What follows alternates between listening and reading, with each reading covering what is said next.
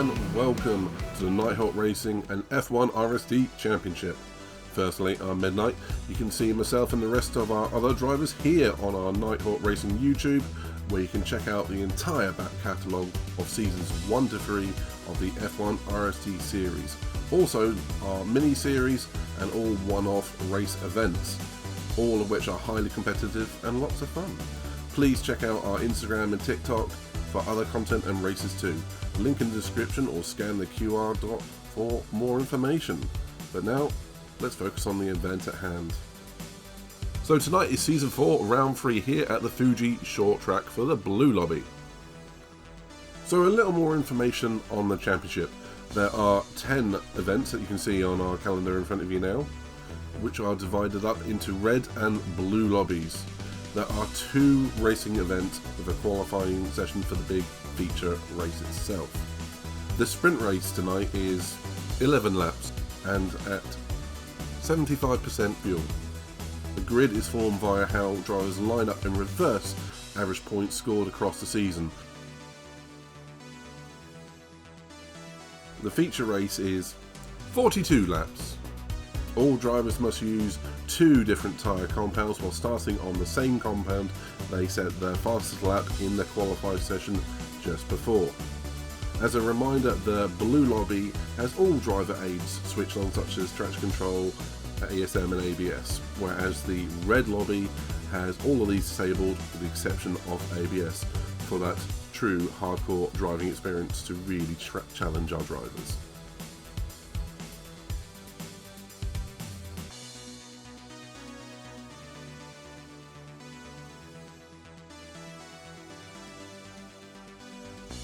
So this week we're driving Fuji International Speedway, but we're not driving the full layout, we're driving the short layout, which obviously missed a few corners just after that back straight, but in my opinion I like the short layout because I'm not very good at this track in general, so the less corners I can do and the faster I can go might help me and better my chances a little bit. But enough about me, more about the track itself. As you know, it is a real world circuit which is located in Japan, and it first appeared in GT4, and it's been in quite a few games since, and we've obviously seen several variants of the speedway circuit through those games. But it is 4.5 kilometers or 2.84 miles long. It's got 16 turns in total, but like I say, we cut a couple of those off, so obviously expect around kind of 13-14 turns around the short layout. But it's one of those kind of difficult tracks. Obviously you've got that very long straight which you have to launch your car properly to get that maximum grip and optimal speed, but it's got a very tight hairpin at the end for that turn 1. It can be a great overtaking spot if you get it right, but also you have to have really excellent brakes to make sure that the car is stopped, and obviously both you and the person driving next to you gets through turn 1. I've been in a few situations where it all happens into lap 1, turn 1, where there might be a murder. But let's not aim for that in the Nighthawk. Let's all get clean through, go through cleanly through turn 1. But obviously sector 2 as well. It's got very sharp left hand after that descent, and again it's kind of, you have to be careful on the brakes and the accelerator through this section here, and just after that, you've got another, kind of tight section with a lot of twisty, turny bits before you head up to, the final corner and back on that long straight. So I'm excited to see how everyone gets on. It is a difficult track. Like I say, you're going to have to kind of play the brakes and the accelerator to get that optimum lap time. But be careful. Make sure to brake in the right spot. And don't put the power down too early. But I hope all the drivers have fun, and let's see how they get on. Okay, here we are for the Blue Lobby Fuji sprint race. And starting on pole position for this race, bear in mind it is in reverse average points scored for the season, but in pole we have our very own admin in Ziggy in that AMG, looking for a good race, a strong race here in the sprint. In second place for the sprint we have Fasutu's own Coach number 5 in that red and white Supra. In P3 we have Sparky for his second race here in Nighthawk Racing. In fourth, we have a long mainstay racing driver with that BTCC livery in that 911 Lee. And in fifth, we have our very own Sarah Hawkey, one of our co-founders and looking for a good race here at Fuji. But Sarah, can you take us through the next 5 and the rest of the grid, please? Of course I can. So just starting just behind me in P6 we have Haslett in the Audi R8, and just behind him in 7th we have Charlie in the very, Valentino Rosso style Ford GT. And in P8 we have one of our very own Nighthawk admin members in Bertie in that McLaren 650S, looking for a good result again. In P9 we have one of our rookies in Citily driving that Lexus RCF, and he's on for another good result here. He's done pretty well, and he's kind of on that bubble between blue and red at the minute, so I'm sure he's hoping for a good result. And in P10, rounding off our sprint race grid, we have the Super Simon in that McLaren 650S, and I know he's put in a lot of practice, so eager to see how he gets on, and I hope he does well.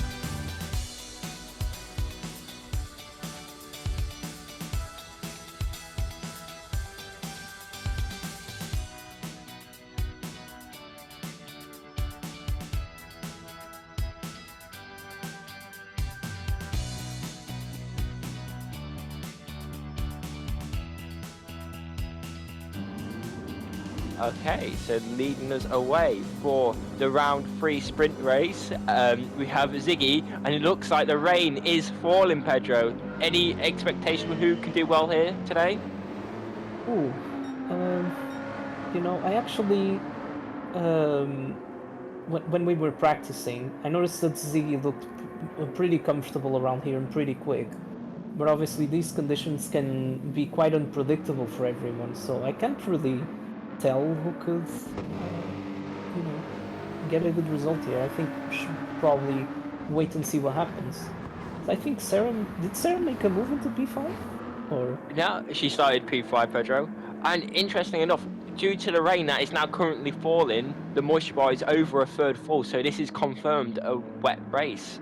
As you see halfway around the first lap, Ziggy building quite a comfortable margin up to Coach, where Coach on the run looks like he's got the whole field behind him. Ooh, Charlie got a good exit out of the corner and overtook Sarah. I'm sure she'll be looking at trying to make that position back, and she outbrakes herself, possibly into that little right kink. Unfortunately, not enough to be able to challenge Charlie, but just staying behind for now. We look back towards Coach at the front of the pack. Second place, should I say. Currently being hounded by Sparky, that McLaren looking to try and push his way past the Supra as he looks. Maybe sends it late up the inside to the final corner, thinks better of it for now, but can he get a better run onto the pitch straight? It doesn't look so at the minute, Pedro. Yeah, it's. I think it did look like he took a bit of a different line that could have helped him out a bit more. But now he's under pressure from Lee on his right hand side, taking that slipstream from Coach, and Charlie, on the other hand, is going for a move on the left hand side of the track. Yeah, and it looks like he almost made 3 moves. Oh, there's a little bit of a bump in there between Sparky and Lee.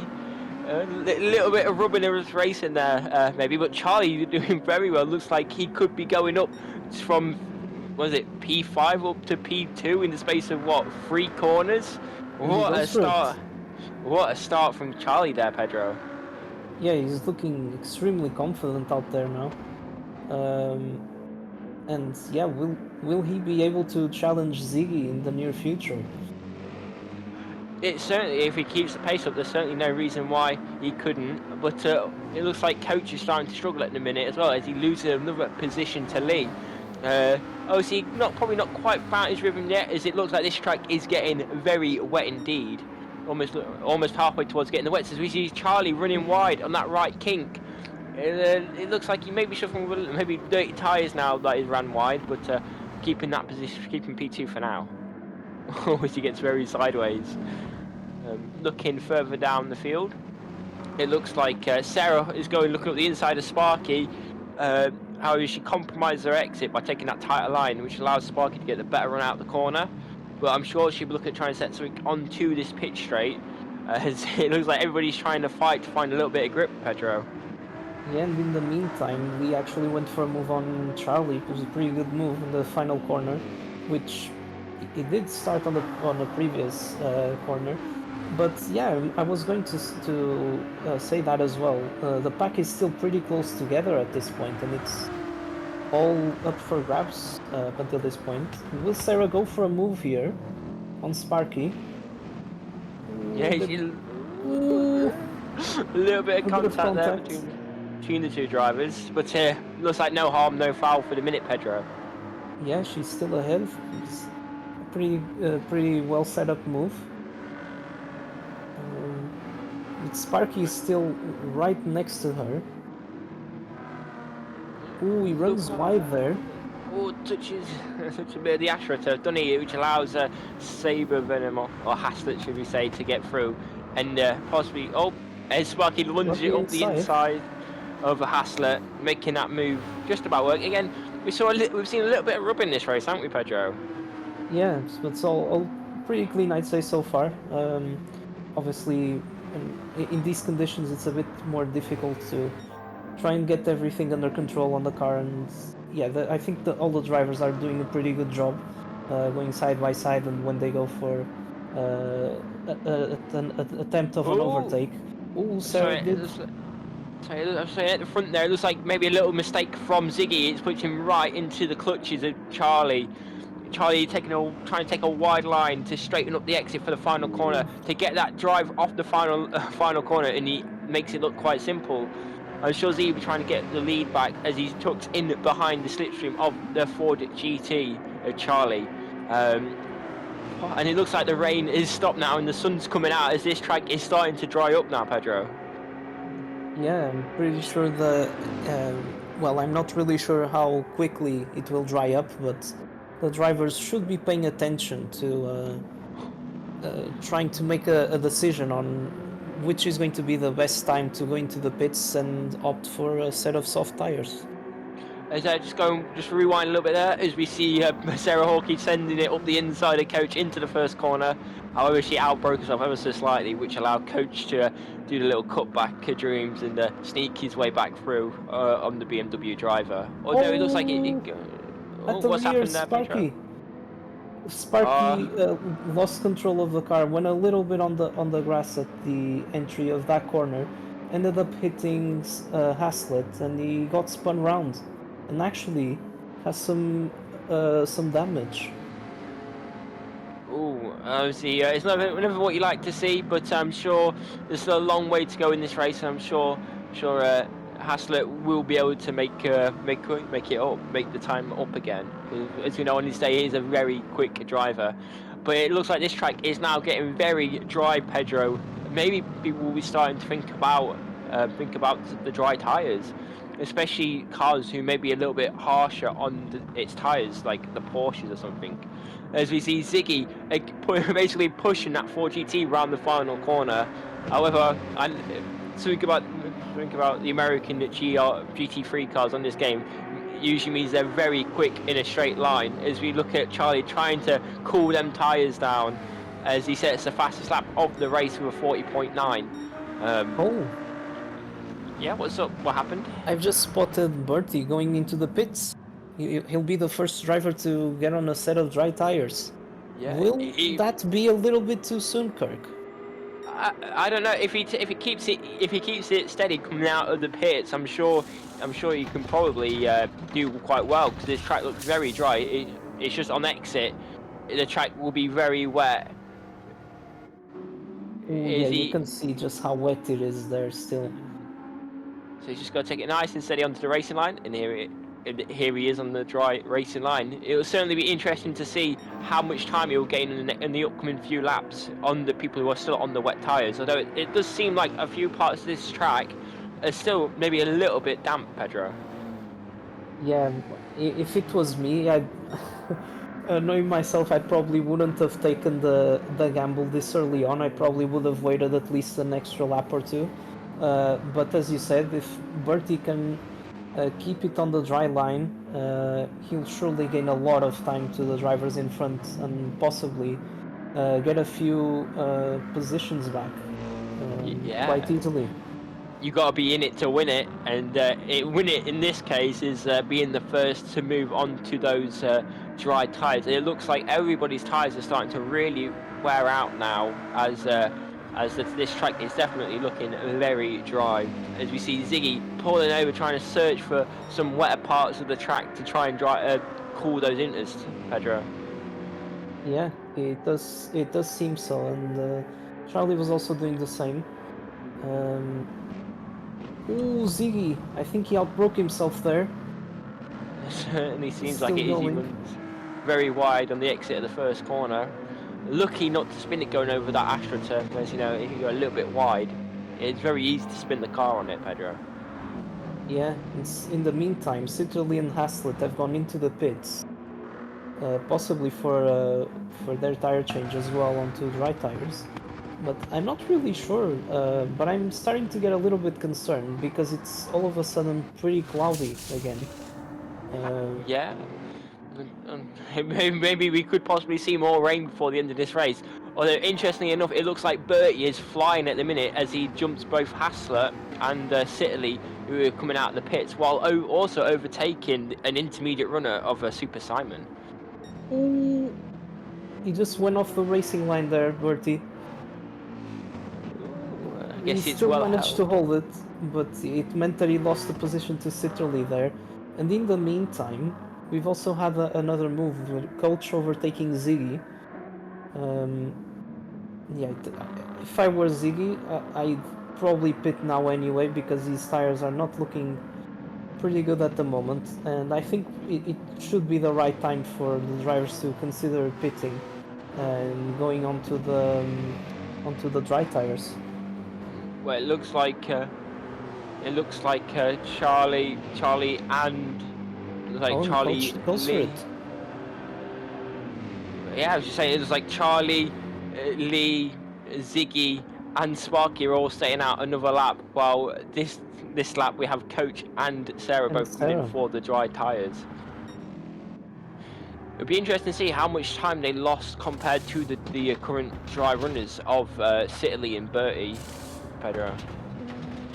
Yeah, I mean, it's obviously they'll have an advantage of, you know, if even if they go offline, they'll still have plenty of grip, but it might be quite tricky now, especially for Lee in second. His tires seem to be pretty worn at the moment. I'm quite concerned to see if he'll be able to make it safely into the pits as it stands. Well, And I'm just so looking. is Sparky actually. Well, I'm just looking at lap times. Oh, Bertie runs quite wide there, going round turn number 4. Will that open the door for Sarah though? It certainly looks like these two are having a bit of a ding-dong battle. But looking at the lap times from Bertie, last lap he set a 42.2, which is always Lee's spun on the exit of that little right-hand kink. And that's obviously not what he wants. It looks like those tyres are near about finished. But if you look on the racing line now, it is completely dry. Oh, as it looks like Sparky has also lost it at the final corner. It looks like the tyres are absolutely done. Capital D-O-N-E, done. It looks like surely both Charlie and Ziggy are both going to have to pit, which they do. But it's going to be interesting to see how much time have they lost to the likes of Coach, as Coach is already on the back of Lee and Sparky as they both come into the pit. It looks like Coach, should I say, has timed that to perfection, Pedro. Yeah, I agree, and I think he might. Well, Charlie actually came out of the pits, and Coach is still within striking range, I'd say at this point. Obviously, having the advantage as well of having the tires properly warmed up, and you know being a little bit more adjusted to the track conditions as at the moment, as he's had an extra lap compared to Charlie to do so. But yeah, it will certainly shake things up for the rest of this sprint race. Yeah, absolutely. It's all about whether Coach can catch Charlie or if Charlie can keep it clean, because he does have a little bit of a margin, a little bit of buffer to the guys behind. So I think Charlie has to worry about at the minute is just keeping it clean and steady until for the rest of this race. However, if I'm coach in Italy, I'll be trying to push the catch and close that gap up to the 4GT driver. Ooh, I thought that Ziggy actually was going for a move there. As we see all three of the Nighthawk, co-founder in Sarah and admin in Bertie and Ziggy. I'd say, out of all of this, Citroën actually benefited quite a lot from the moment he decided to go into the pits, as it stands. I agree. I mean, Sitley was languishing down towards the rear of the pack before he pitted, and it's promoted him up into third place. A truer driver who's gained the most from this wet weather conditions. Also, you can't take it away from coach. Obviously, we saw in the wet conditions, coach was kind of dropping back, but since it's come dry, is not only is he running up in second now, he's also just set the fastest lap of the race with being a 36.3. Yeah, he's definitely looking a lot more confident, and I think that Supra in the wet conditions doesn't perform as well, or it definitely seemed like he couldn't adjust quite well to the balance of the car in the wet conditions, but he's doing quite well now at the moment, as you said. Okay, looking through the rest of the pack, it looks like it looks like at some point Sarah might have made a slight error or something, as Ziggy has got past her on this lap. However, she's still got plenty of breathing room behind to Hassler. Although it looks like Lee and Sparky are going side by side as they run down towards the right-hand kink. As it looks like Lee makes that move for P8. However, surely you don't want to be the car behind heading towards the pit straight, Pedro. Yeah, I'd say they are battling quite hard at the moment for that position. Ooh, Sparky goes slightly off track there. But yeah, I'd agree with you. I think Sparky will probably want to be behind Lee, unless he gains a lot of time in the corners. He'll want to be behind Lee until the very end of the race, really. Yeah, well, Is that Ziggy going for a move? It looks like Sarah might have outbroke herself, feeling the pressure from Ziggy as he looks to get the 5th position back from Sarah. Looks like she might have just outbroke herself there, Pedro, feeling the pressure from Ziggy. Yeah, and then Ziggy obviously taking full advantage of that, but nothing is done yet. There's still this lap and another one left to go, so I'm quite curious to see how these three will do, because they're all still pretty close together on track. Yeah, absolutely. If anything, it looks like Ziggy is closing at a considerable rate of knots towards the back of the McLaren of Bertie. Surely, are we going to see it? Are we going to see a move on the final? Possibly see a move on the final lap of this race for 4th position. Well, it's certainly looking like it at the moment, as Ziggy is actually gaining quite a lot of time on Bertie. I think Bertie might have made a slight mistake. Yeah, it does look like Bertie also has a little bit... his tires are a bit more worn compared to Ziggy's as well, which should give him an advantage, especially those rears around this last sector are very important. Obviously, Ziggy gaining the advantage of pitting maybe a little bit later, well, a few laps later than Bertie when these changeable conditions. It's also something to note that Ziggy does have the slightly lighter car as well. That Mercedes is closing quickly on that McLaren, but not quite quick enough. As they enter the first corners, Bertie outbrakes himself ever so slightly. Ziggy, should I say, meeting that apex beautifully as they run side by side down towards turn 3. Bertie has the optimum inside line. Are they going to stick it side by side? Ziggy backs out of it for now, but he looks for that cutback. Can he carry the momentum around, use the camber at the outside of the track going around turn 4? Maybe a little bit of a bump there between the two admin members. Oh, it looks like maybe Bertie caught Ziggy out again there, maybe breaking a little bit earlier than Ziggy might be expecting, but Ziggy has the much better run down towards this little right-hand kink. Is he going to think to go for it, or is he going to think better of it? He looks towards the inside. Is he going to outbrake Bertie? He does outbrake Bertie, and he makes that move stick into that little right kink. Will Bertie But come back in it though? Bertie has the cutback. Is he going to lunge him? Oh, maybe Bertie thought about lunging it. He left the question there, but it looks like Ziggy is going to be able to hold on for these final few corners, Pedro. Yeah, and the thing is as well, if any of them make any sort of mistakes, Sarah is there to take full advantage of it, but it does seem like it's going to end as it is. Yeah, as we have Charlie crossing the line to win the sprint race. Coach drove a very good comeback there from Coach up to finish second, and Citily probably the driver of the race. Obviously starting down towards the back, really took advantage of the changeable conditions to finish on the podium in third place. Then we have Ziggy in fourth, Bertie in fifth, Sarah in sixth, and if you want to take the rest of the grid, Pedro.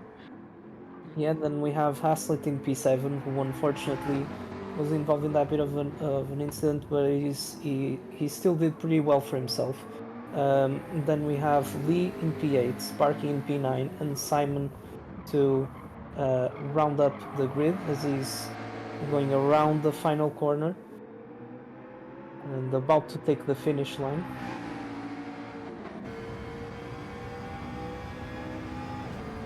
Wow, that race had action from the very start until the very end. What are your thoughts on it, Kirk? Yeah, it was a very good race. We saw lots of the changeable conditions, lots of overtakes, and a lot of maybe a few spills as well. So if that's a little taste for what's to come in the feature race, I say bring on the feature race. Certainly, yeah. I'm quite looking forward to the feature race as well. And I must say it was a pretty good job from all of our drivers to doing pretty well. Like, as obviously the circumstances of this race were maybe slightly different to normal as well, having to deal with the wet weather at the start, and then as we've seen as well, choosing the right moment to pit when the track was drying out. And as you said, I think Citroën was the main driver benefiting from pitting at the right time as well, and so did Coach. But yeah, as you said, quite looking forward to the feature. Bring it on.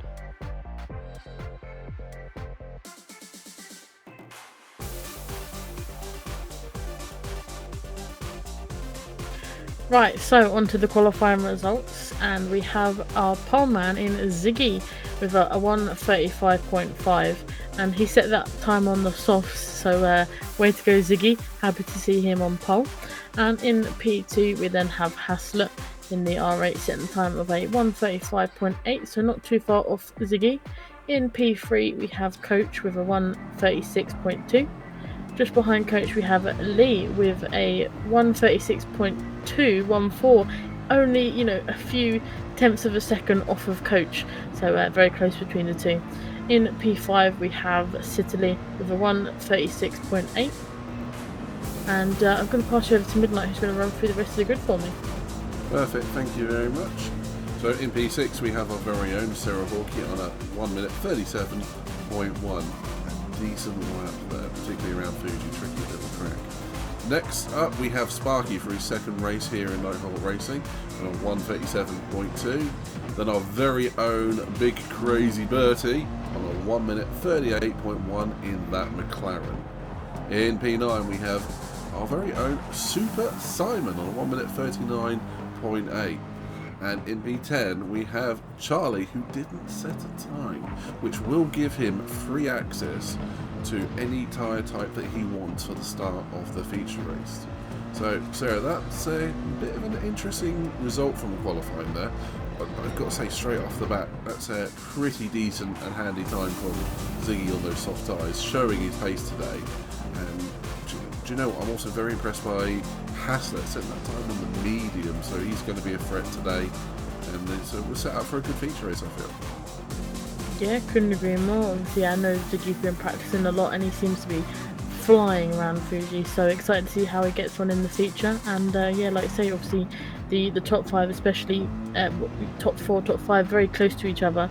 So if that says anything about what to expect in the feature race, I'm excited to pass over to the commentary team and see how they get on. Yeah, I think we should do exactly that. I will say, just keep an eye on particularly that Lee's 911 and Coach's Supra, either down the straight or off the start, the grid. So it's going to be an interesting one. But like you say, let's go and check out with the commentary team and see what they make of the race. I think it's going to be one. Hope everyone enjoys it.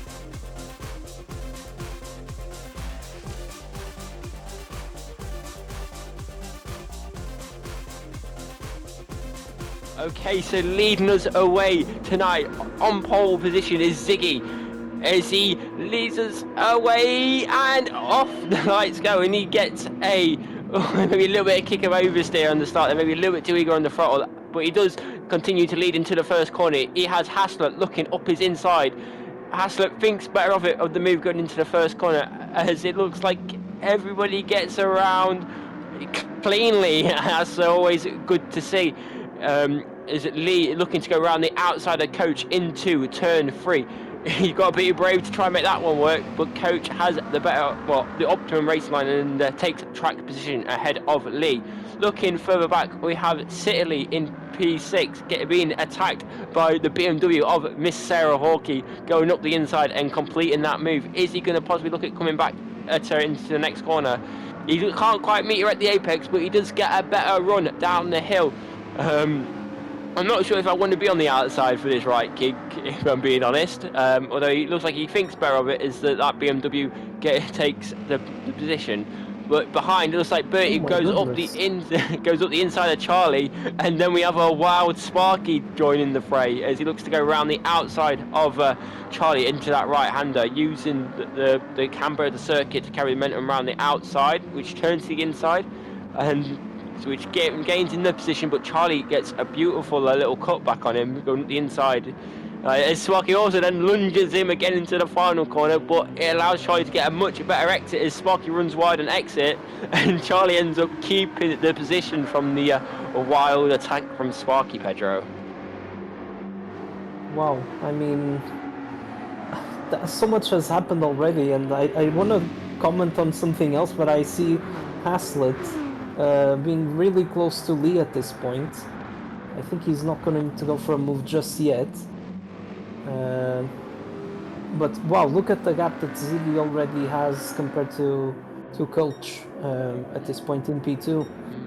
Yeah, it's also important to mention that Ziggy has qualified on the soft tyre, so he should be probably pulling a bit of a gap for the first 7 or 8 laps before possibly before the tyres start to turn in this medium's favour. Interestingly enough, Ziggy the only qualifier on the soft tyre, so he's certainly got to try and take full advantage of that on these early laps, to take full advantage of the clean air. Yeah, looking down around the rest of the field, it looks like Coach is also starting to pull away from Lee ever so slightly, and Lee has both Haslett and Sarah behind him. Well, the rest, should I say, pretty much the rest of the field is behind Lee at the moment, Pedro. Yeah, as you said, with Ziggy being the only driver qualifying on the softs, he'll want to make the most out of them whilst he still has the grip. And yeah, the pack's all pretty close together. Also a special mention to Charlie, who didn't set a lap time in qualifying. He's running in P8 at the moment, but we all know how quick that 4GT is on the straight. And getting the slipstream from Bertie, he might be able to go for a move here. Which, yeah, he is, as he also takes advantage of Citterley's slipstream there.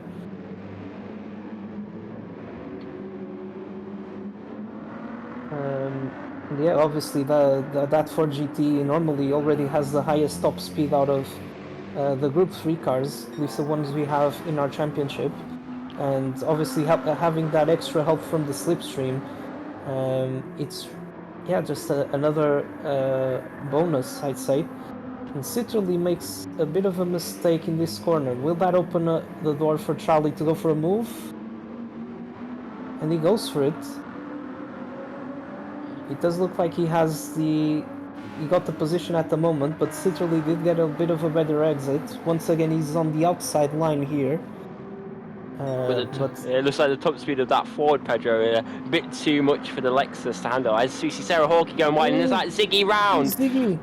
Oh no, not obviously being on those soft tyres. This is not what he wanted for his race, to be spinning early on. Definitely, but fortunately he didn't pick up any damage. So and there's still plenty of time left in this race to be able to pull it or turn it round. Looking back towards the front, that promotes Coach to lead in this race, followed by Lee.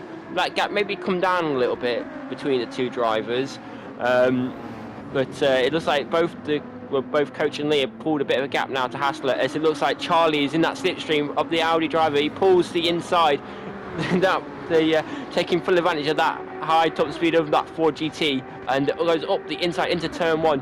Hassler tries to hold it around the outside, but it looks like Charlie has the racing line and takes that position. It looks like Charlie's on a bit of the roll at the minute, obviously choosing not to set a lap in qualifying, starting at the back. He's already into the podium positions, Pedro.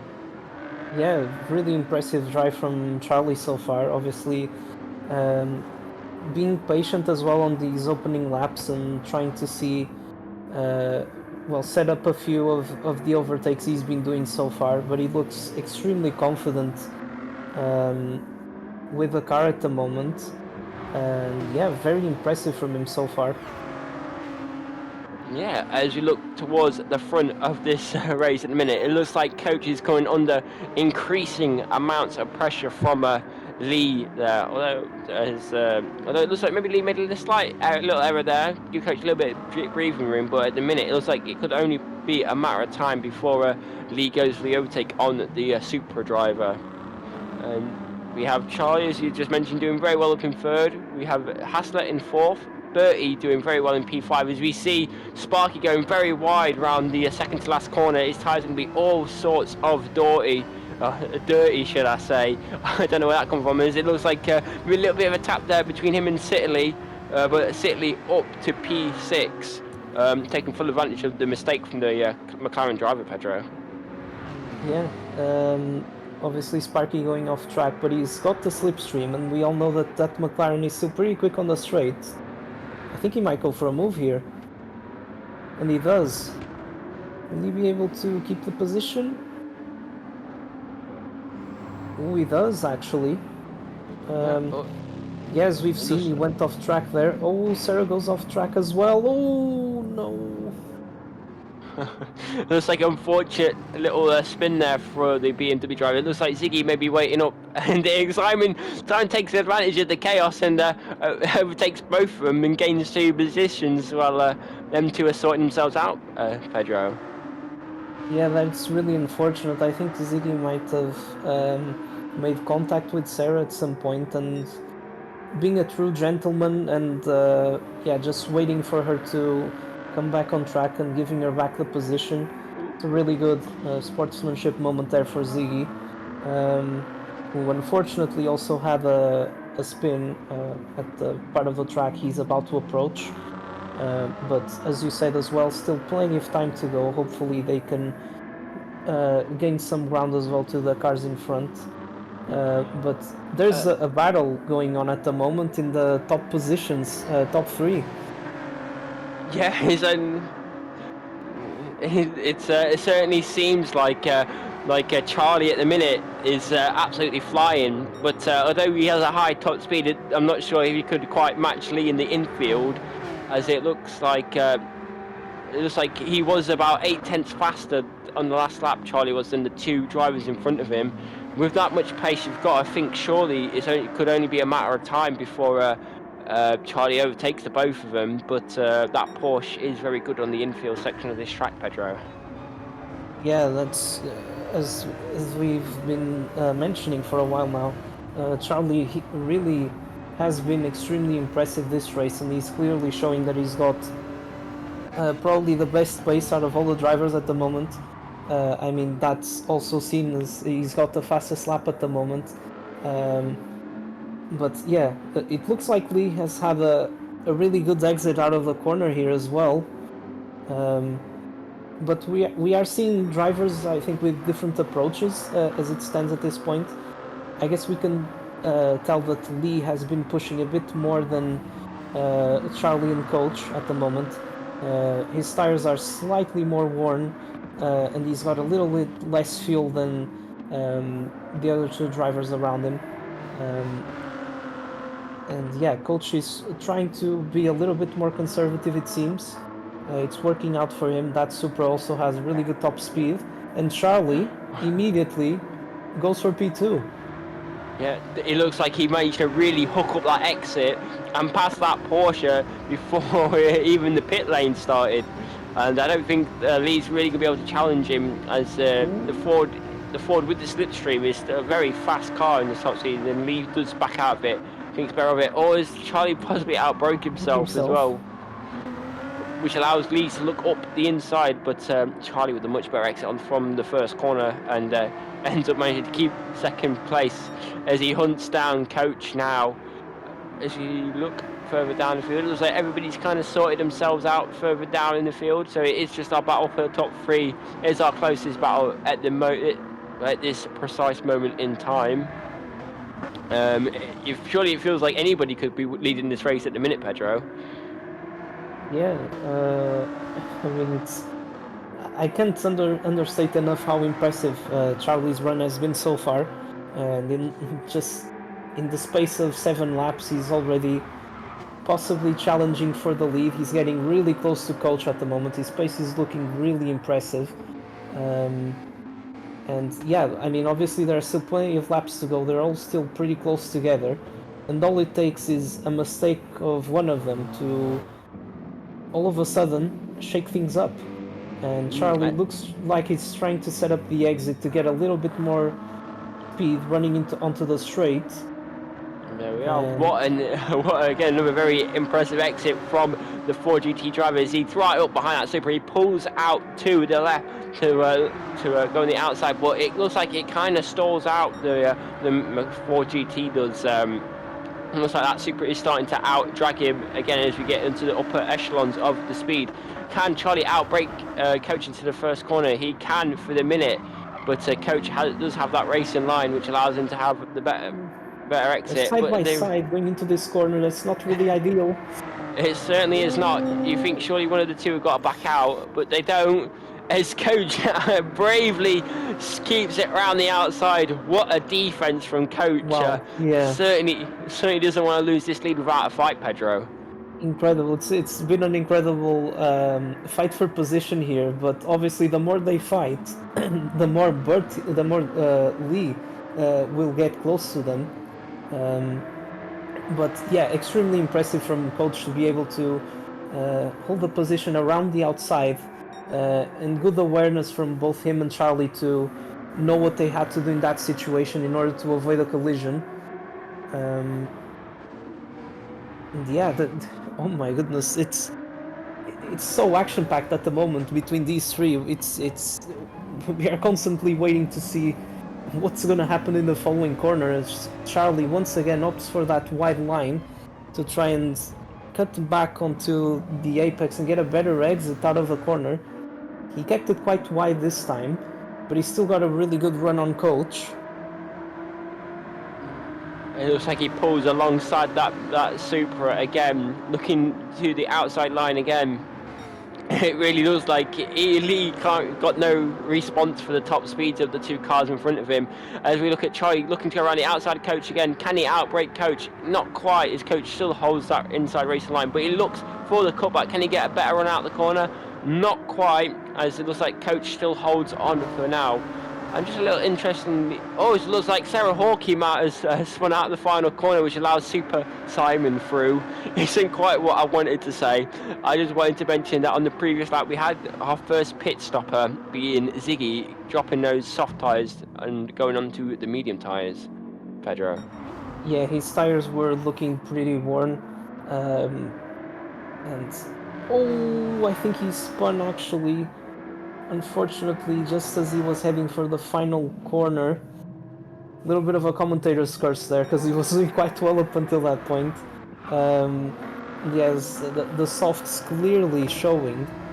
that they're not very durable. So that's something that the drivers should have in mind, possibly going into the next stage of this race once they consider what tire to change to when they pit. As we see Charlie up there trying to go around the inside of Coach, but he closed the door. Coach being quite adamant with if you want to make this move on me, you're going to have to do it around the outside.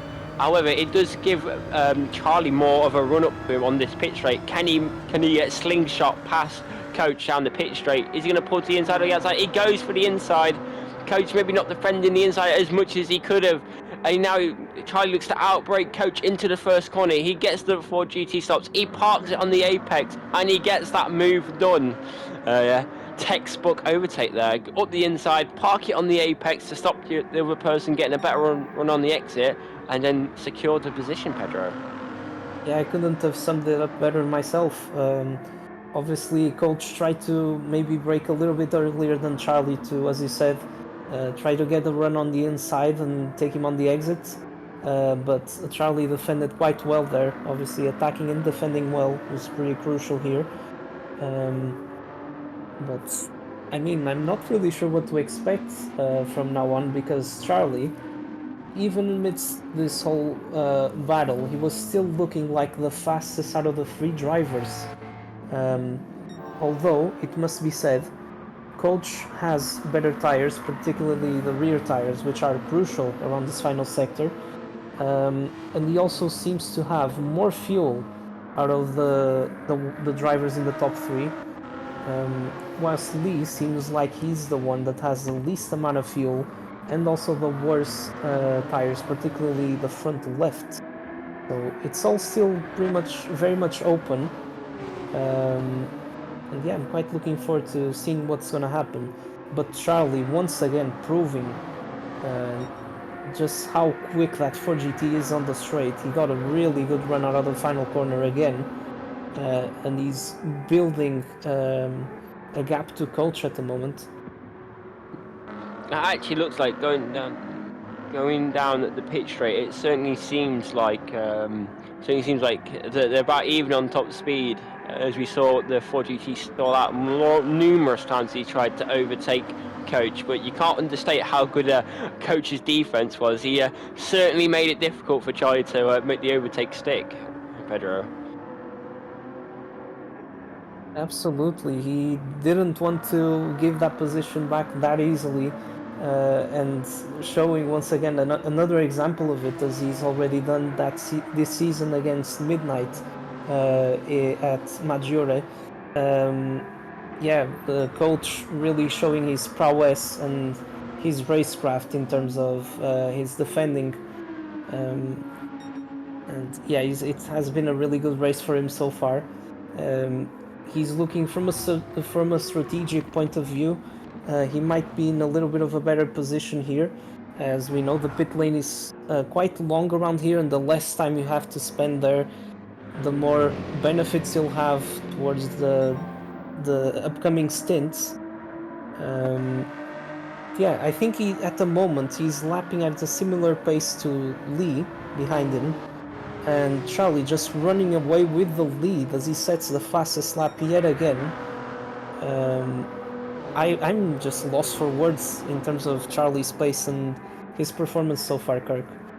Yeah, it certainly seems to be quite a dominant showing for him, maybe proving that he does belong up in the red lobby.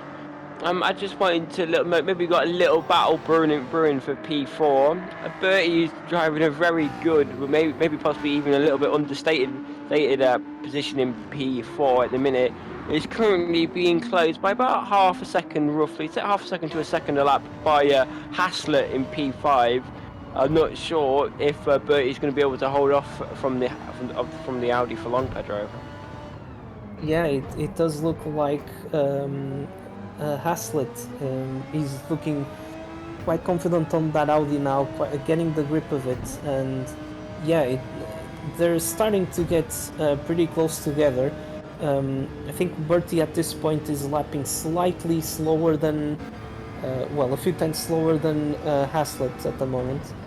And looks like Haslett has got a really good run on going on to this final sector as well.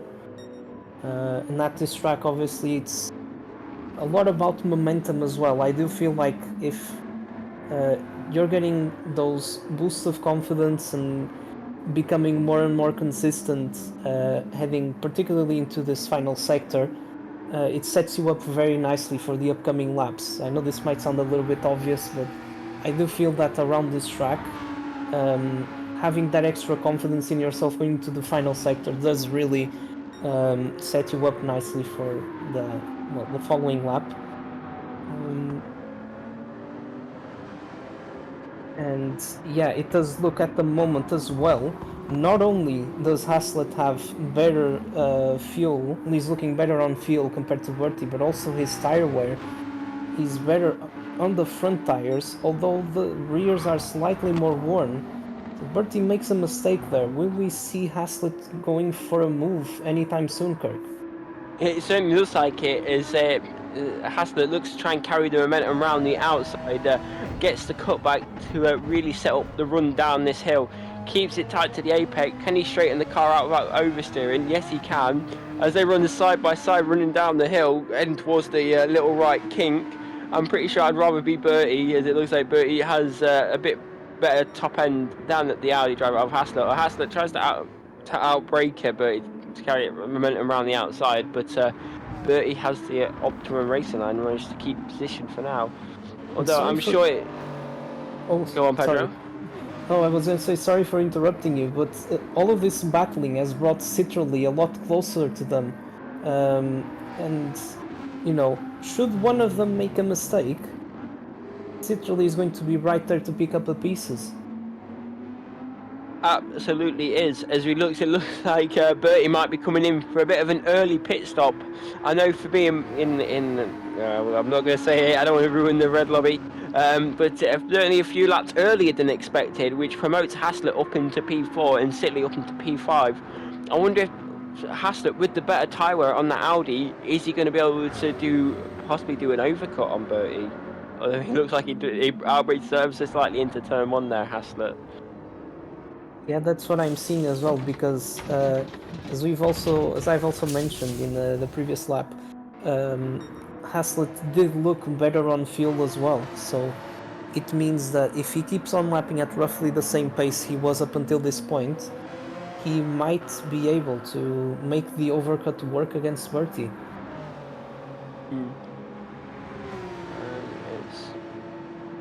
But up ahead, we see, I think Lee's tires, out of this little battle in the top 3, Lee has got the worst tires at the moment. He's got less fuel as well. I mean, Charlie up ahead is just lapping at a really impressive pace. I mean, I don't think I can. Yeah, I think the more we go back to this battle, I think the only word that comes to mind is impressive, because it really has been. He's been metronomic throughout this entire race.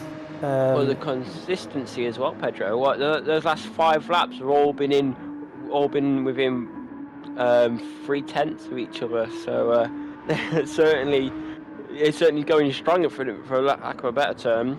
And I'm not sure what your lap times were setting, but it certainly seems very similar to the pace I was setting on the medium tyres during the red lobby race.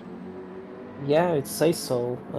It's definitely pretty fast. I can't exactly remember what my lap times were, but they're definitely, pretty quick nonetheless. I think, as I've mentioned as well before, I do still believe that the coach might be in the better position out of these 3 when we get to the pit stop phase, because he's got better tires at the moment and more fuel. So yeah, I think Lee out of this group might be the first one to pit, but as we've seen, he might try to brave it out and maybe stay for another lap compared to what we are expecting. So yeah, just really looking forward to see how this is going to end in the upcoming laps. But it looks like Bertie has overtaken the BMW driver of Sarah going around the outside into turn 3. It looks like Sarah's tyres possibly going off maybe ever so slightly, as certainly a pretty quiet race from the Hawkeye. Yeah, I mean Pedro, from Israel. it must be said as well that Bertie is on fresh medium tires. So yes. Yeah, oh, and it does look like, I'm not sure if you've noticed that, but I'm not sure if Lee cut the pit lane entry line there. That'll be certainly interesting to see on the way out, as he got a penalty, as it looks like he's just fueling up at this precise moment. It was also interesting to see if Bertie's going to come out anywhere close to him. Obviously Bertie pitting a few laps earlier than Lee, as Bertie managed to make that undercut work. Yeah, quite.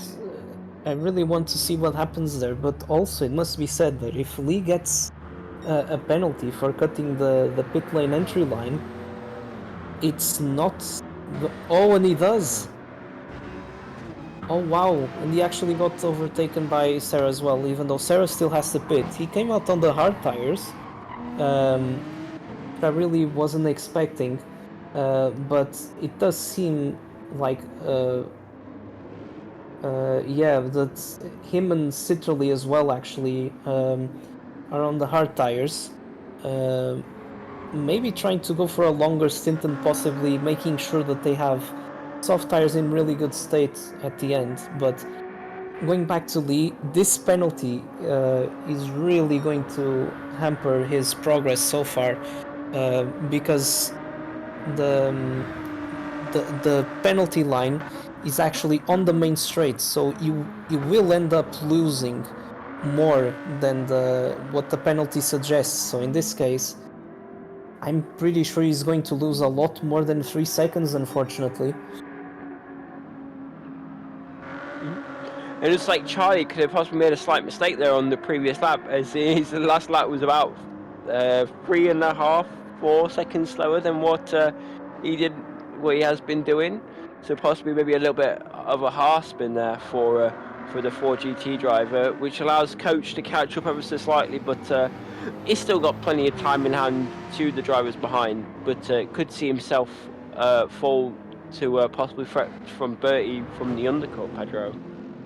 Yeah, I did notice that Charlie outbroke himself going into turn 1 there, and that's what made him lose all of that time going into in this previous lap. But yeah, and I mean, wow, I mean, I can't keep up with this much action in the race at this moment. It's really good, but I think Charlie as well might be looking at pitting sometime soon, as Coach, wow, manages to keep control of the car. It looks like the back end stepped out a little bit going into that final corner. And wow, I mean, but Charlie's pace is still looking pretty good, I must say. What do you think, Kirk? Yeah, it certainly is, even on the 18-lap-old tyres. Setting a mid-36 is certainly nothing to slouch about. Only half a second, pretty much, from his fastest lap of the race, which was set on lap 12. I know, for me, I'd already pitted by this point of the race. So maybe going for a little bit of an alternative strategy compared to the normal one, Pedro. Yeah, and I also want to shout out, in that particular case, I want to shout out Haslett at the moment, who has done a quiet race so far, but he's managing everything very well, I must say. I'm not sure if he'll try to stay out for another lap, but anyway, he's done a really good job in this first stint, it must be said. As we see P5 Sarah pitting in. It looks like she's done a very good stint up in P5. It'd be interesting to see where she comes out compared to the likes of Ziggy. Obviously, we saw her battling with Ziggy ever so slightly before Ziggy's pit stop on lap 8. But maybe it looks like Ziggy might have done quite a decent undercut on her, as it looks like he's way past before she starts refueling. It looks like our race leader Charlie is coming into the pits as well. Here's the big one. Where is he going to come out? 1% fuel. It's basically running on fumes at this point. It'll certainly be interesting to see where he comes out on compared to Bertie and Lee, as we also see P3 Haslett coming in as well, Pedro. Yeah, I was wondering if he was going to come in this lap, and he actually did. I think it was the more sensible option because I'm not really sure, and especially with that R8 being so heavy on the tire, where at times I wasn't sure whether those tires would have kept the same level of performance or a decent enough level of performance to get Haslett back into the pits safely in this lap, because obviously we've seen, unfortunately, Sparky and Lee having a few issues with that in the sprint race. And yeah, Haslett taking the safer option and going into the pits. Yeah, once again, a pretty impressive stint from him. Charlie's already back on track again. He's on the mediums again. So yeah, it still means that obviously he hasn't met the two different tire compound rule at this moment in time. And Coach might be approaching. Yeah, he's actually in the final corner, and surely he'll have to pit this lap. Yeah, it certainly looks like it. His fuel is running on pretty much empty again, like we saw with Charlie. But it's also interesting, Bertie making the early pit stop work quite well for him. Currently running up in. Oh, as we see Coach. Looks like Coach hit the wall there. Yeah, it looks like he strikes the wall, picking up front and front right damage. Obviously, not gonna do his battle with Charlie any favours, and possibly playing into Bertie's hands even more to promote Bertie up into second position. I'm sure he's getting a bit of a nosebleed being so high up, Pedro. Yeah, must be said, Bertie as well has been having a pretty quiet race up until this point, but he's certainly looking to make his strategy work, as he always does. As we all know, he's a bit of a tire whisperer as well, so if anyone can make those medium tires last, it will be Bertie. And yeah, he's really going to benefit from this mistake from Coach. As he comes out ahead of him, he surely will have a comfortable enough gap to him. And yeah, Coach has also been overtaken by Lee. Obviously, Lee being on the medium tires, on the hard tires, sorry, and Coach on the mediums. Yeah, Coach has a tire advantage at this point, but we all know that Lee doesn't want to give up a position easily as well. It looks like Haslett and Sparky are battling for P6 at this moment in time. Sparky picking up a half-second penalty on the previous lap and serving it at this penalty serve point on the pit straight. Obviously putting him into the clutches of the Audi driver of Haslett, who should I say, both of them are catching Sitley as Sitley gets very squirrely on the exit of the left-hander there.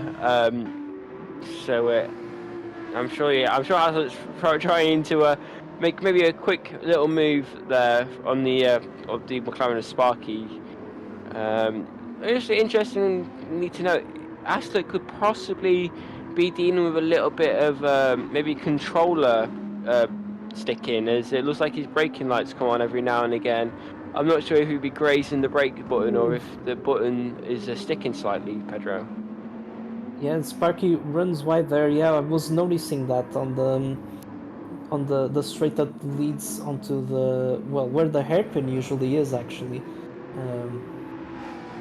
And it does seem like there might be a slight issue with his pedals there, but I'm not 100% sure at the moment. But he also kind of outbroke himself going into that corner, which helped Sparky a little bit, gain a little bit of a buffer. And Citrally might have gone a little bit deep there into turn 1. Yeah, Sparky is kind of closing in at this point. His previous lap was slightly quicker than Citrally's. So do you wonder? you do start to wonder if Sparky will catch up to Citroën anytime soon. Sorry to butt into you, Pedro, but it looks like the battle for third position is also heating up at the minute. Looks like Coach Onno's warmed up his medium tyres and looking at attacking Lee, who's on the hard tyre. It'll be interesting to see how far Lee goes into his race on the hard tyre. Obviously, we know the tyre wear wise, the hard tyres definitely won't wear out. But I wonder if he'll be saving a bit of fuel or something while being on the hard tyres. It looks like Coach is trying to line up the position as he goes taking a very wide line into the penultimate corner. Well, second to last corner, and then into the final corner, he takes a very wide line. Can he get the power down? Power down, he can. He gets the power down very well without kicking the car on the exit. Can he make the move heading down into turn one as he is tucked up behind that Porsche? He is closing. He's closing. Is he going to pull to the right? He does pull to the right. Here he comes out and he makes that Porsche, that Porsche like it stood still almost. As Lee looks to try and break around the outside to hold it up there, but you can't really do much when Coach has the racing line and takes that podium position off Lee. And it certainly looks like the Coach will now be hunting down one of our admin members of Bertie in second place. Yeah, and sorry, I'm also going to go back to the battle going on between Sparky and Haslett, and also Citroën as well, a little bit further up ahead. I think Sparky might have made a mistake somewhere because Haslett is now glued to the back of him. He might try to go for a move. Sparky runs wide at the exit of the corner, and yeah, Haslett goes for the move. And he's now up to P6. It looks like it was quite a simple move there for Haslett as Sparky goes went a little bit wide there. He goes wide again, getting a few wheels on the grass. Obviously, won't do him any favours at this minute. And it seems like one of our own Ziggy might be into pit soon, as it looks like his front left is right on the borderline, right on the cusp of going off the cliff, Pedro. Yeah, it does look like it. His front left is not really looking good at this point in time, as we see Simon also going for his pit stop,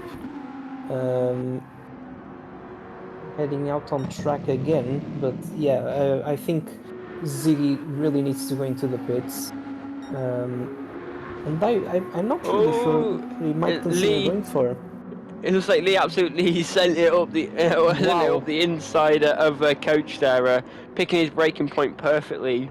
Well, he does make the apex, but he might have let Coach back past because it was definitely very borderline of overtake. And I'm sure if he had kept the position, the stewards might have had a little something to say there, Pedro.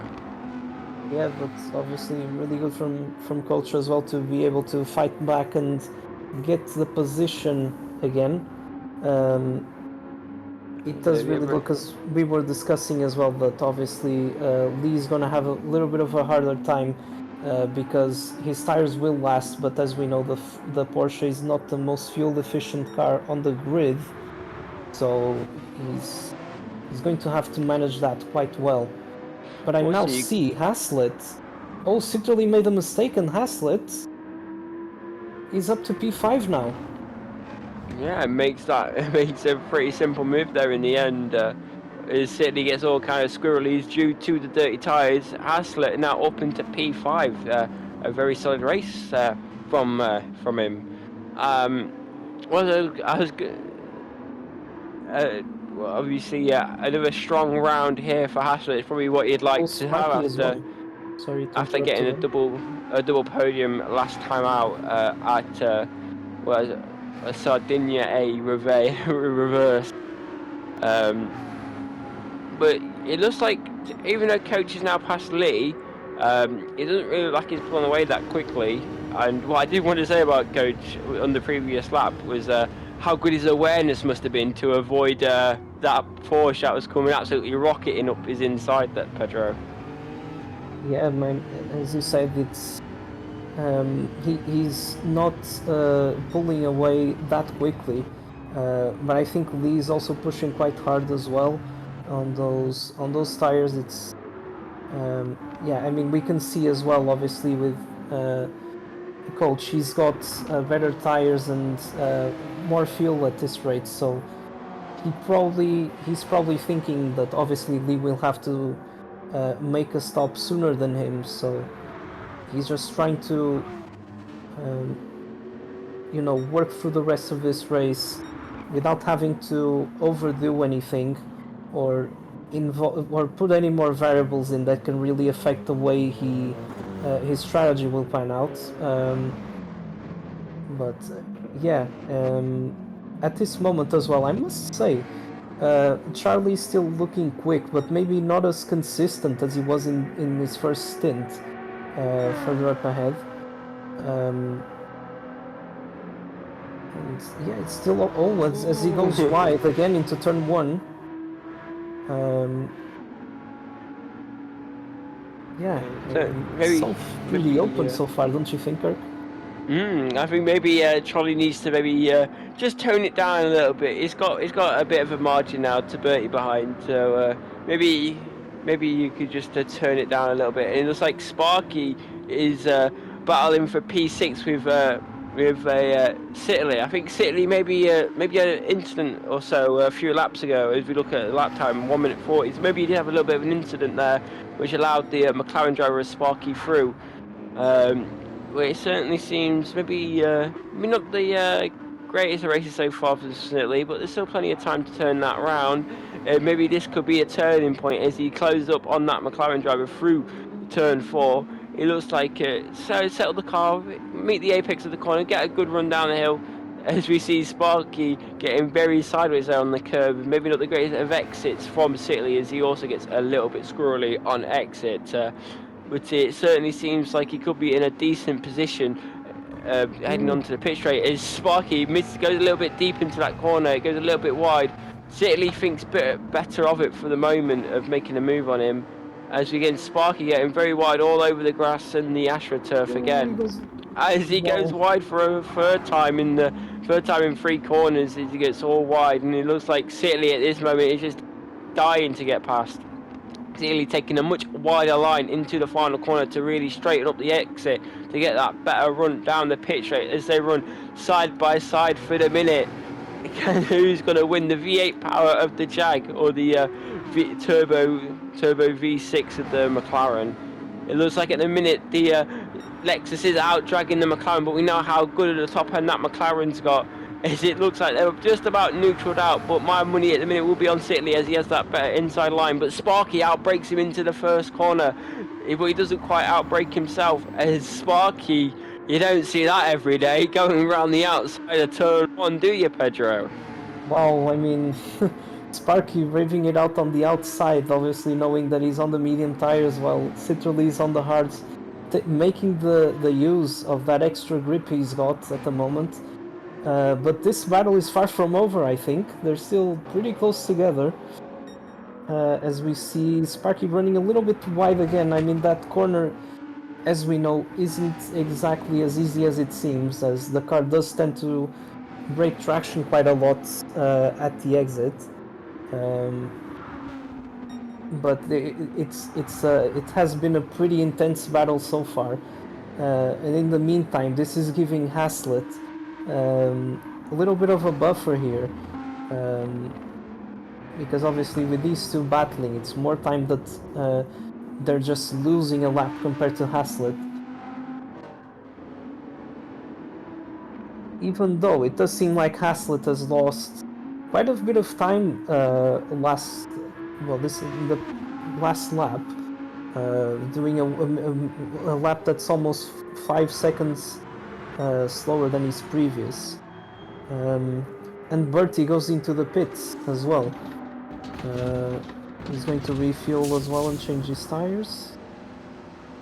And possibly, from this point on, he could very well go to the end.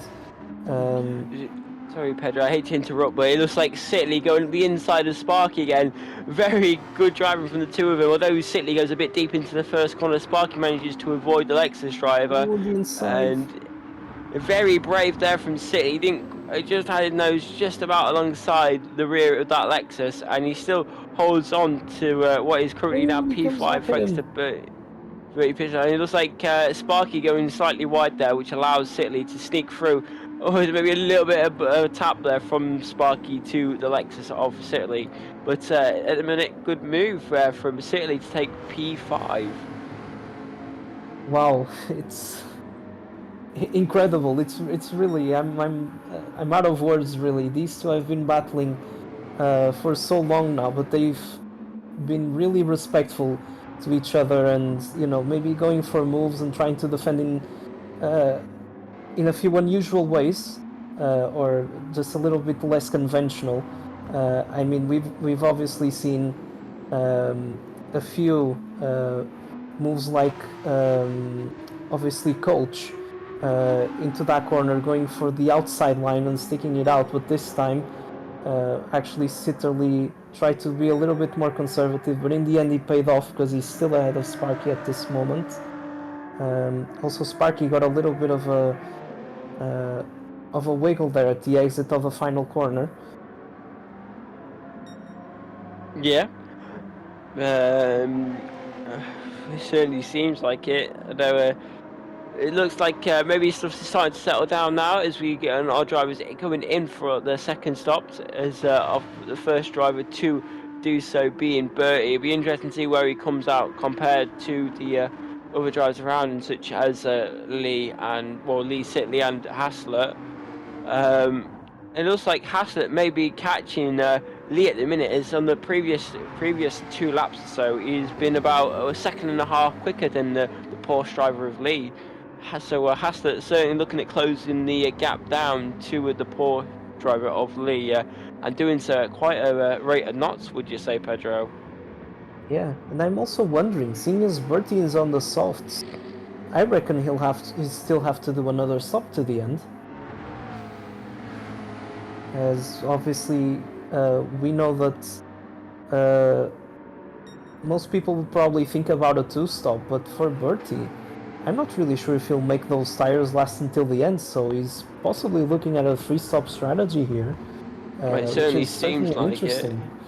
Yeah, I don't think I would go in our race. I don't think I could get the softs much more than well, I say in our race, but in practice I couldn't tend to make the softs longer than 8 laps. But we know, but he is the tyre whisperer, so anything could go from here towards the end of the race. As we look through the grid, and again Haslett was about a second, 1.2 seconds quicker than Lee on the previous lap. It looks like that gap is probably coming down at quite a considerable rate of knots there, Pedro. Is that could be an upcoming battle in the next few laps or so. Yeah, and obviously with Lee having stopped earlier as well, his tires are not looking as good as Haslett's at the moment, and Haslett has been lapping at, well, just at a better pace than Lee at the moment, obviously due to that tire difference. And as you say, we might see a battle going on between both of them very soon.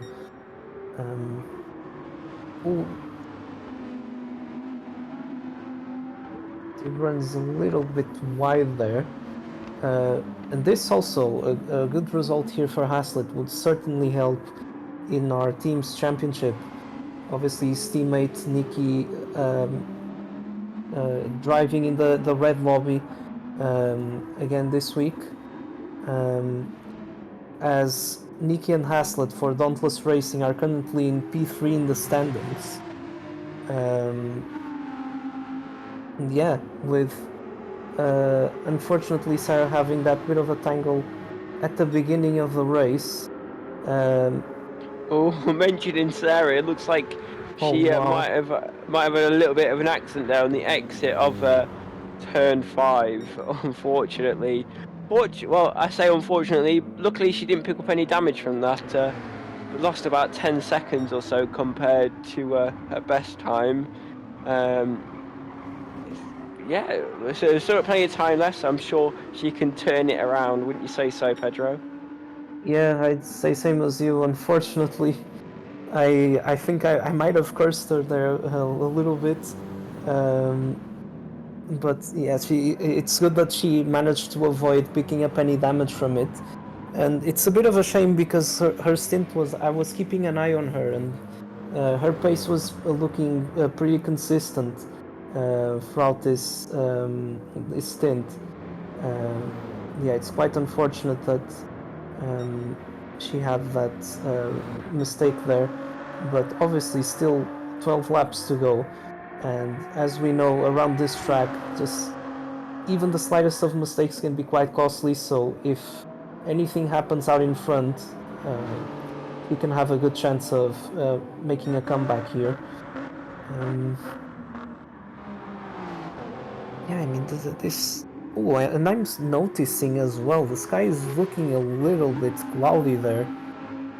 It certainly seems like, as it looks like P3 Lee in the Porsche is coming in at the end of lap 30. I wonder if he was coming for a set of medium tyres, because it seems like probably a set of medium will get you to the end now, Pedro. Yeah, I mean, And it looks like he learnt from last time, not cutting the pit lane and picking up a penalty or striking the outside wall. yeah, I wonder if he'll opt for a similar strategy to Bertie and going possibly double softs, or if he's going to go for the mediums. And as we see Sparky also coming in for his tire change, I do wonder what they'll decide. What they'll decide to do here. It'll be, as we see, it looks like Ziggy might be able to overtake both of them as well, driving much more. It looks like Lee might be over fueling again, taking a full tank of fuel. I'm not sure if you need a full tank of fuel with only 12 laps or so to go. And he's going for the softs as well, so that's a brave choice. Yeah, he might be going for the double soft, but Sparky as well, going out on the hard tires. Obviously, he needed to use a different tire compound, as he's used the mediums on both his previous stints. And certainly two different strategies here. Lee going a bit more aggressive, as we've seen as well. He overfueled, but it will certainly not give him any concerns about that until the end of the race. But it might hamper his tire wear as well. But it's looking like he's going to go for double softs, while Sparky is going to go to the end. He also went for a full tank. Interesting scenes unfolding here. And I did just want to mention why I think I agree with you. I think Lee is going to stop again, because we know that the soft tyres don't really hold up all that well around here. And of our top three in the start of this race, Lee did have the worst fuel economy and tyre wear.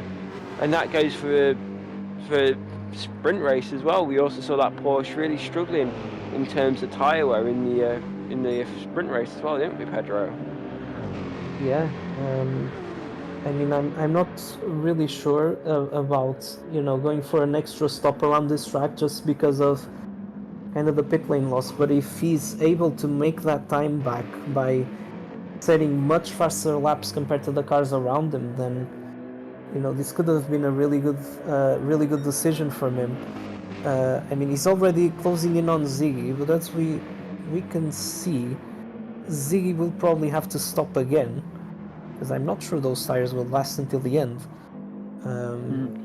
I think for me, if I remember correctly, I think I made my last stop around lap 34, 35 for a little final quick dash to the end of the race on the soft tyres, which is what I'll be expecting. Anything around this part, you could probably just about get away with the soft tyres to the end of this race, Pedro. Yeah, I'd say so too. And I think that's what most of the drivers who haven't pitted are probably looking at the moment, is just trying to possibly do a few more laps to get the best use out of soft tires until the end of the race. And yeah, obviously we had that battle as well between Haslett and Sitterly, which I wanted to briefly mention. and Haslett looks like he's built a comfortable gap to Citroën of around 5 seconds. But at the front as well, we see Coach roughly 15 seconds behind Charlie, who, again, his performance must be praised today. He's done extremely well. This second stint on the mediums, probably not as consistent as the first one, not as quick, but it has been a really good race from these two as well, nonetheless. Well, when you've got when you've got such a big gap, I guess you don't really need to focus on pure outright pace. You know, you just gotta focus on keeping the car clean, not having any like silly lapses in judgment, any half spins or anything like that, and you just want to keep it clean and keep it steady, and that's pretty much what Charlie's done. There was a slight hiccup earlier on in the race where he possibly had a half spin, but other than that, he hasn't really put a foot wrong. Charlie hasn't.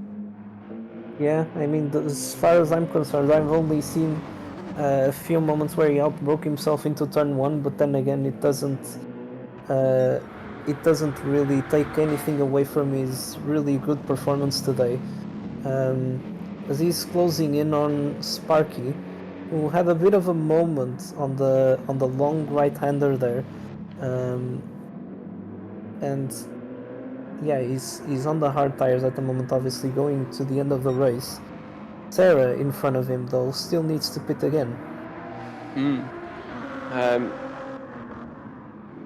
And it looks like everything is starting to go a little bit hazy over the track as we slight possibility of maybe we could see a drop or two of rain, Pedro, as it looks like it's getting pretty dark out on track.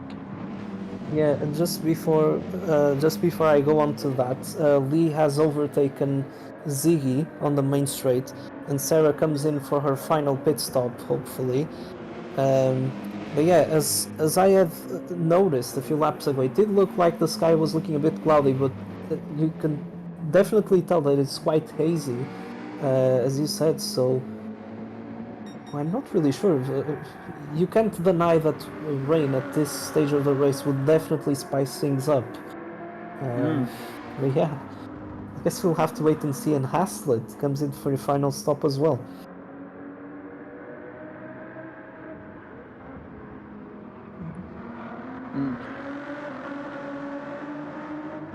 Oh, Charlie lapping Sparky there. Obviously, Sparky making his final pit stop where Charlie hasn't quite done it just yet. Yeah, you want to talk us through the standings for our rookies, Pedro? Yeah, obviously, we're very glad to have a few more people joining us this season, and we are keeping track of our performances, of the rookies' performances, and so far, as we can see in this lobby, there's a battle going on for P3 in the championship, the rookie championship between Sitterly and Charlie. Charlie obviously racking up a really good amount of points so far in this event, and he's still ahead of Sitterly, are on track in this race as well. So which should see him jump Sitterly at the end of this event. So Charlie at the moment has got 48 points, sitting in P4, and Sitterly in P3 with 51 points. Apart from that, we still have obviously Nikki and Mercedes in P1 and P2 in the red lobby, which will be covered at a different point. But also a few other drivers we could have seen today in our blue lobby would have been Taigo in P6, Iceman in P7, and Sparky currently in P8 on the rookies. And yeah, Bertie is coming in as well now. I do wonder if he has some extra information from his weather radar, and I guess this will kind of determine a lot on whether we have rain coming or not on the track, Kirk.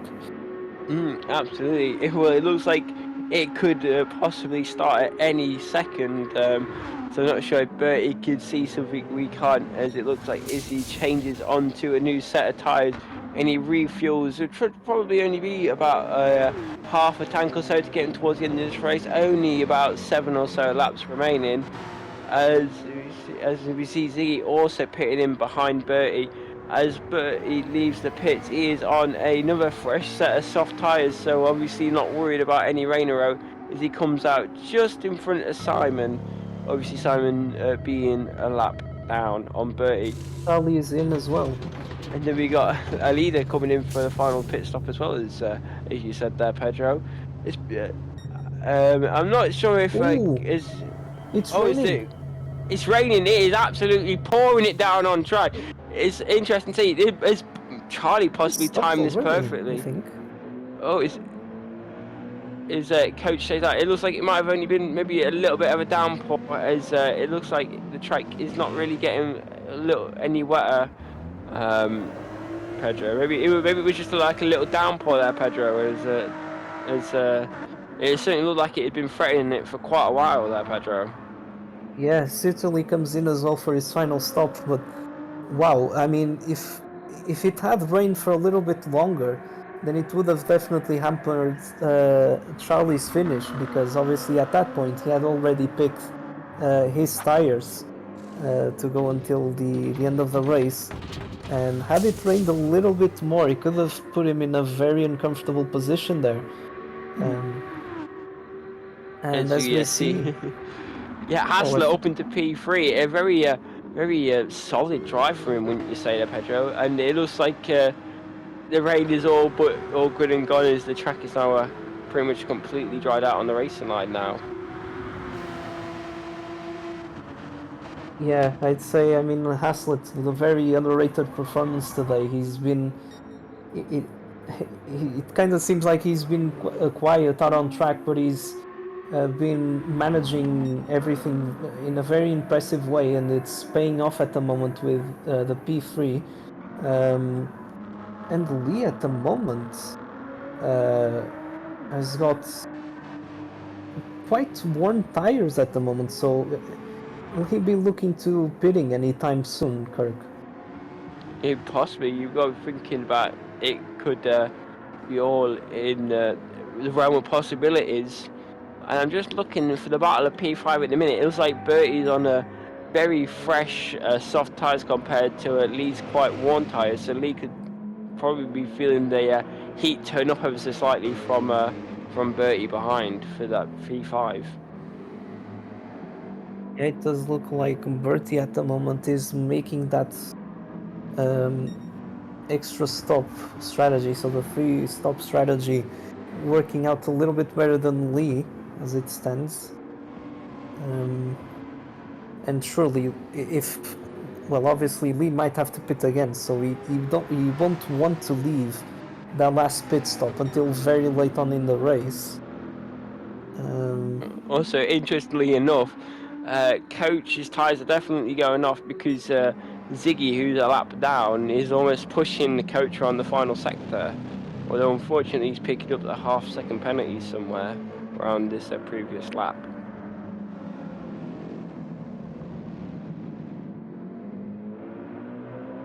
Yeah, I'm kind of wondering as well, has Coach left this pit stop a little bit late on purpose, the soft tires, or do you reckon that he's seeing something on the weather radar that we aren't seeing? I'm not sure, but all I know is that he might even be under a bit of pressure from Saberman and behind, knowing how long a pit stop is around here. Should I say under a bit of pressure from Haslett, should I say, on this final few laps. Yeah, I'm not sure. Maybe Coach has seen something we haven't. Maybe a little roll of the dice, to try and get this grasp this victory from the jaws of defeat from Charlie, Pedro.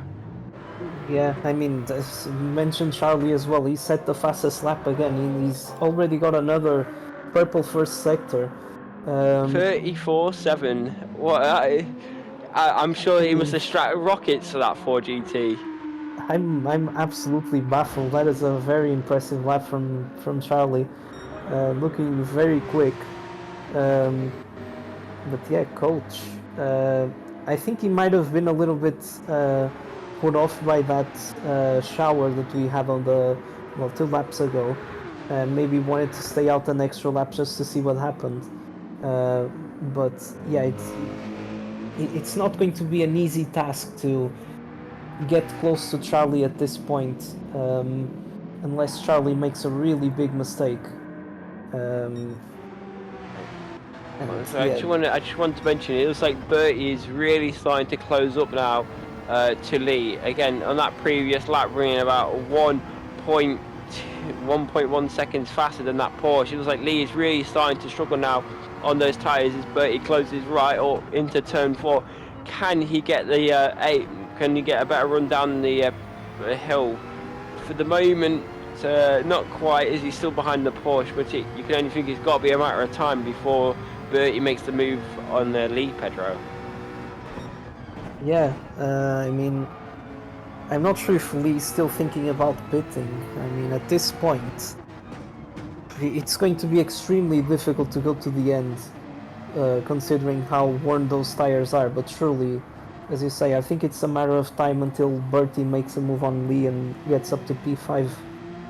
I'm just thinking, would it be better for Lee to pit now and take a fresh set of softs, or possibly risk losing a position to Sparky behind? As it looks like Lee has pulled over to the right. Is he breaking the toe? Is he pitting in? It looks like Lee is pitting in. Gives Bertie the P5. He thinks better of it. He thinks I'd rather take a fresh set now and try and hunt down Sparky than continuing on those worn tyres. As I know the pit stop time for just tyres around about 18 or so seconds, and it looks like it'll be very close between the two of them as they get that Porsche done and out. Is he out in front of Sparky? He is just about out in front of Sparky, but he is going to have cold tyres for the first few turns, and looks like the Porsche mechanics have done just a good enough a job to get him out in front of Sparky, and that'll be all she wrote. Actually, interestingly enough, Sparky is on the hard tyres, so he probably isn't going to be catching Lee now, Pedro.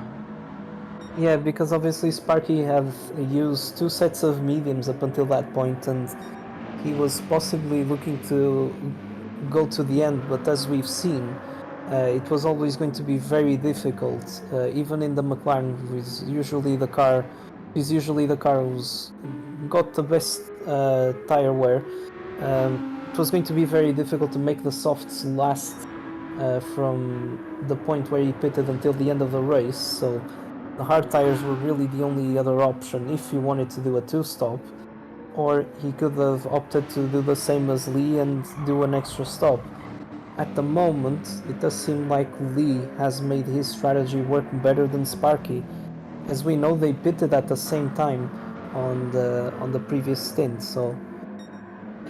I just want to say, I know we haven't really talked about our top 3 drivers all that much towards the in the second half of this race, but it looks like I just got to give a big shout out to them all. They've all drove extremely well.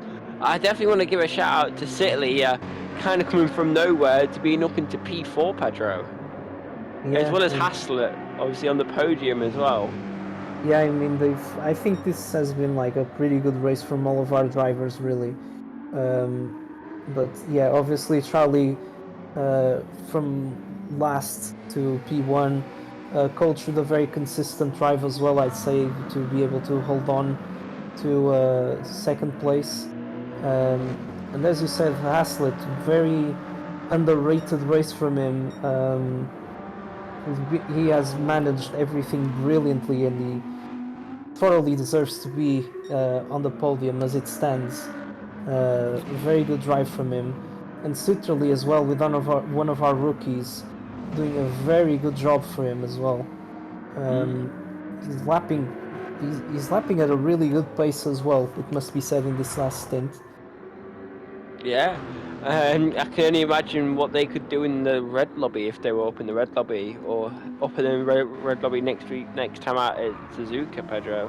As I just want to say, coming through the final few turns now, the Ford GT driver Charlie, obviously opting not to qualify because he wanted to avoid all the chaos in the opening few laps. We saw that it worked out well for him in the first few laps as we saw him get up into the podium positions, battling with the likes of Lee and Coach for first place. And then once he got into first place, there was really no looking back for him as he comes down the pit straight. Is he going to win? He gives a little win to the I'm sure only cheering pitboard as he wins and takes victory here in the feature race, well, the Blue Lobby feature race. A fantastic drive from the British driver. And then coming around the final corner, it's certainly nothing to scoff at. And I'm sure he'll be absolutely over the moon with it. But a very nice second place finish for Coach.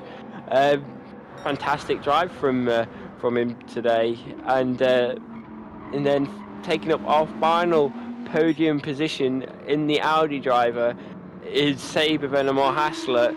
I'm sure he'll also be very happy with that race. If you told him at the start of the race he'll be up finishing in third place, I'm sure he'd almost wouldn't believe you, Pedro, as he's driven again very consistent and very good race, Pedro. If you want to take us down everyone else. Yeah, we are also Citroën across the line in P4 with a very good drive, and then Bertie in P5. He's had a pretty good race as well. Well managed as always from him, making that free stop work quite nicely for himself, even though it wasn't really the obvious strategy.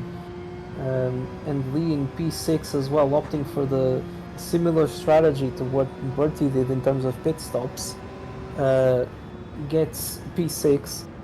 Sparky is going to be the next driver to cross the line, and actually the last driver to cross the line, because few of our drivers have already done so previously. He finishes in P7, followed by Ziggy in P8, Sarah in P9, and Simon in P10. And I just gotta say, Fuji, I think from all of this, I think my driver of the day has probably got to be Charlie. He obviously started from the back and then won the race. You know, you can't really fault him. I think maybe there was one little half spin during the event, but otherwise that he has really been faultless, hasn't he, Pedro? Yeah, I totally agree, and obviously it was a stellar performance from him. Just particularly that first stint, he was lightning quick, very consistent, managed pretty well. Obviously, you know, sometimes when you're noticing that you're lapping slightly faster than the cars that are in front of you, sometimes it's easy to get a little bit impatient and try to get the moves done as soon as possible, but even then he was well measured and knew exactly when to attack, when to defend as well. His first stint maybe not as consistent as the first one. Yeah, I mean, it's still a pretty good stint regardless. And I think he was just really, really strong today. Obviously, this doesn't take away the fact that we've had a few other drivers doing an amazing job today, it must be said. Particularly Coach, having a few unlucky moments on the previous rounds, getting a good set of results, which should hopefully give him lots of confidence as well going into the next few rounds. Haslett, as we've mentioned as well a few times, a pretty incredible race from him. I'd say getting that podium is truly, you know, a good sight, and he'll surely be buzzing with that. Citroën in P4 as well, brilliant stuff from him. Then, as we've already mentioned, Lee and Bertie opting for the free stop strategy and making it work quite nicely. I think Lee maybe could have optimized his strategy a little bit more, but still getting that P6 is nothing to be ashamed of. Then Sparky in P7, obviously those hard tires at the end was always going to be a little bit more difficult for him. but he made it work quite nicely. Ziggy, unfortunately, he was looking very good after a really good qualifying session for him, but unfortunately he had that spin at the beginning of the race, and it was not going to be easy to recover from that, but he still did a good job for himself and he should be proud of his performance. Then our very own Sarah in P9 had a bit of a difficult a bit of a difficult race today, but honestly it was really good to, even though she had a lot of factors going against her in this race, it was really good to see her persevere and keep on doing her best and get a P9 on the books. I'm sure she'll come back stronger in the next few events, because she always does. She always uses, these setbacks as a way to improve and come back stronger in the following event. And Simon, obviously, as we know, coming into this track for the very first time, and I think he should be happy with himself. He did a pretty good job, I'd say. It's not easy, obviously, as someone who has got a little bit less experience in the game, to come at a track like Fuji that is very technical, does require a lot of concentration and precision. And yeah, he kept it clean, he made his strategy work out quite nicely, and he rounds up the grid. And Kirk, I'm not really sure if you want to add anything else? No, not really anything I can add. I think you've summed it all up very well. I just want to say, well done everybody. You put in a very stellar showing. I'm sure it may not always go your way, but you just gotta keep your head up. There's always something to fight for, and everything usually ends up going quite well. I just want to say, in our rookie standings, Charlie is up to second place after this event, with Sitley sitting in fourth, and only 13 points between the two drivers. So really, after 3 rounds, it is still up. Anyone could end up taking the rookie championship victory, Pedro. Yeah, and I was going to add, it's very impressive as well. Obviously, Charlie taking a really good point tally from this event, which actually puts him equal on points with Katie Dakai and only 6 points behind yourself. I don't know if you can beat me, Pedro. It takes some doing. I mean, you can only try, but you can't deny it. It's pretty impressive from all of our rookies. I'd say, even like they've all been doing a really good job this season, to just adapt to, obviously, maybe some of them adapting to a different format compared to maybe other leagues, or getting adjusted to a different car. Obviously, tracks that we haven't really been to at times, or that might be new to them altogether. But yeah, I'm really proud of all of our rookies. They've been doing a really good job this season. Yeah, there were also some changes in the Teams Championship. As we see, our very own co-founders in Sarah and Midnight jumping to P1 in the standings, and then Innate Instinct Motorsports, the team which I'm a part of, being in P2 with Coach having a really good round. It was really good to see him get back on track and get the results I know he can get, and the results he deserves. Obviously, getting a clean set of races as well, which helped him massively. As I said, I think he's been quite unlucky at times in the two previous events.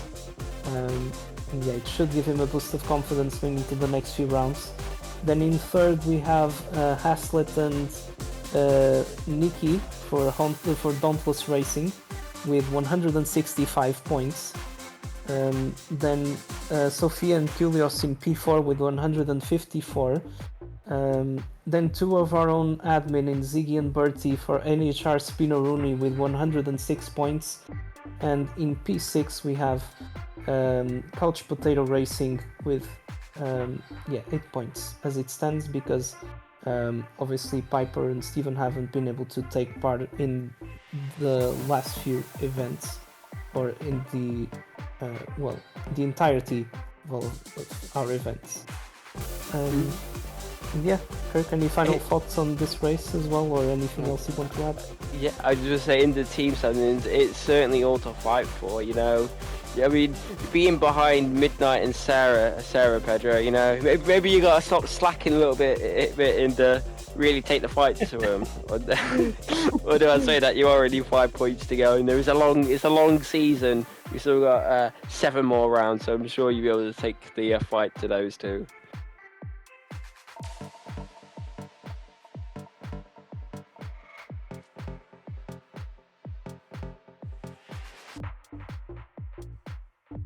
I thought the race went pretty well. The start of the sprint, we were all formed up real nicely. See, that was pretty nice. I didn't think we would be that calm. The race progressed, pitted at the right time, came out pretty well off of it. Feature also went all right for myself, I'd say. Even if I missed the podium, I'd say that was a pretty solid results at the end of the day. Yeah, I felt that both races went very well for me. Had a lot of fun in both races, especially the sprint race with the rain. A couple of mistakes here in turn 1, but other than that, a good and fun race overall for me, and looking forward to Japan next week with the rain. I'm surprised to finish in the top 3. I struggle a lot with Fuji, so I wasn't really expecting a result from it. I am getting called third place Dave on my team now, as I keep finishing only third when on the podium.